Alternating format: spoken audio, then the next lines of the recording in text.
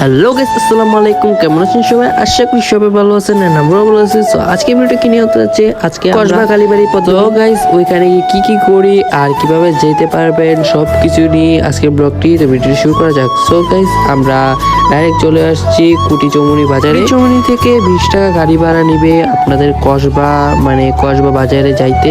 কসবা বাজারে গেলে আপনারা ওইখান থেকে কসবা থেকে সবাই গোপীনাথপুর যাবেন। গোপীনাথপুর থেকে যেই কোনো একটা সিনজিতে বললে কালীবাড়ি পদ্মবিল বললে আপনাদেরকে নিয়ে যাবে। সো আমরা কাছাকাছি এসে গেছি, এখানে এই তো পদ্মবিলের কাছাকাছি। সো গাইস, আমরা এসে গেছি পদ্মবিল। এদিকে একটা হলো বট গাছ দেখা যাচ্ছে, আর এখানে আমি চলে একটু ভিডিও করতেছিলাম আপনাদেরকে হেঁটে দেখানোর জন্য। এখানের ঘরটার ভিতরে একটা মন্দির আছে, জায়গাটার নাম কালীবাড়ি রাখার কারণ হলো এখানে একটা মন্দির একটা আছে, ভিতরে একটা মূর্তি আছে কালো এটাই। সো বটগাছটা খুবই সুন্দর, একটি শিকড় বের করে এখানে অনেক সিনেমাটিক ভিডিও নিতে পারবেন, অনেক সুন্দর সুন্দর ফটো তুলতে পারবেন।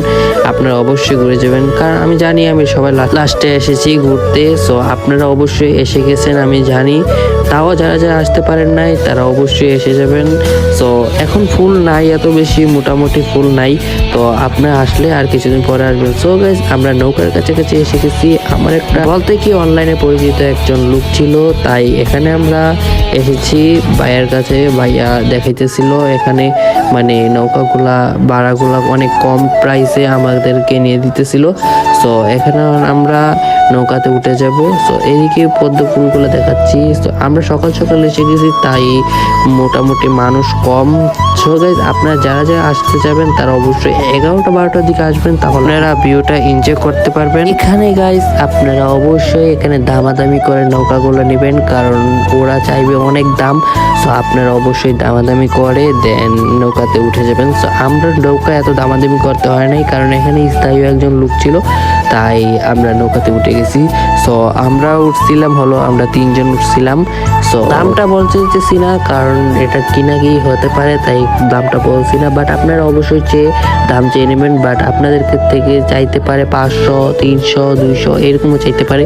সো আবার অবশ্যই আপনারা দামাদামি করে নেবেন। সো এখান থেকে হলো ভিউটা এনজয় করতেছি। আমরা অনেক দূর পর্যন্ত যাব।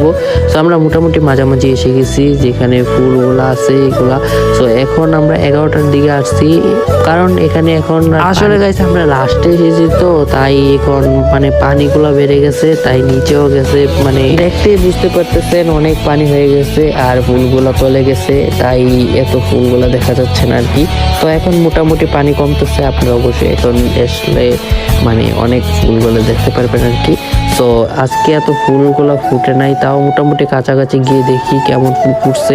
সো আমি এখানে তো কিছু শর্ট ভিডিও নিতেছিলাম, তো এখানে অ্যাড করে দিচ্ছি। সো গাইস, যা যা বের করছেন অবশ্যই লাইক করে দেবেন আর চ্যানেলটা সাবস্ক্রাইব করে দেবেন। আর আমাদের এই তো আমরা কিছু পলি পাইছি, তখন পাড়ার সময় ভিডিও করতে মনে নাই, তাও মোটামুটি এখন ভিডিও করতেছি আর কি। আসলে গাইস, এখানে আসবেন বাট পদ্ম ফুল ছিঁড়তে পারবেন না এত বেশি, কারণ এখানে পদ্ম ফুল ছিঁড়া নিষেধ। আর আজকে কোনো পদ্ম ফুলই নাই, কারণ পানির নিচে চলে গেছিল। সো পানিও বাড়ার কারণে পানির পদ্ম ফুলগুলা নিচে চলে গেছে। ওই দিকে দেখা যাচ্ছে কিছু, বাট ওই দিকে যাওয়াটা নিষেধ, তাই যাইতেছিলাম না। সো এখান থেকে আমার জন্য একটা ভিডিও শট নিয়ে যেতেছিল একটা বড় ভাইয়া, ওই যেই ভাইয়ের মাধ্যমে আসছিলাম ওই ভাইয়া বড় ভাই একটু শট নিয়ে নিতেছিল আর কি। তো এখানে যতগুলা ডালা দেখতেছেন এইগুলাতে সবগুলাতে ফুল ছিল, বাট আমার ব্যাড লাক, কারণ অনেক দেরি হয়ে গেছে আস্তে আস্তে। এখানে নৌকাটা খুবই সুন্দর লাগতেছে, তাই এখান থেকে কিছু ভিডিও শট নিতেছিলাম আর কি।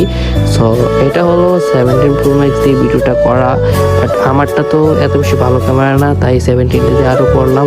সো এটা হলো একটা ফুল যেটা ফুটছে মোটামুটি, আমি পলিটাকে একটু ফুলটা ফুটেছি। তারপরে গাইস, আমরা এসে গেছি টানে, আমরা চলে যাব কিছুক্ষণ পর এখন, তাই এখানে কিছু ভিডিও শট নিতেছিলাম। হাতে কিছু পদ্ম ফুল ছিল, এইগুলো দিয়ে ভিডিও শট নিতেছিলাম।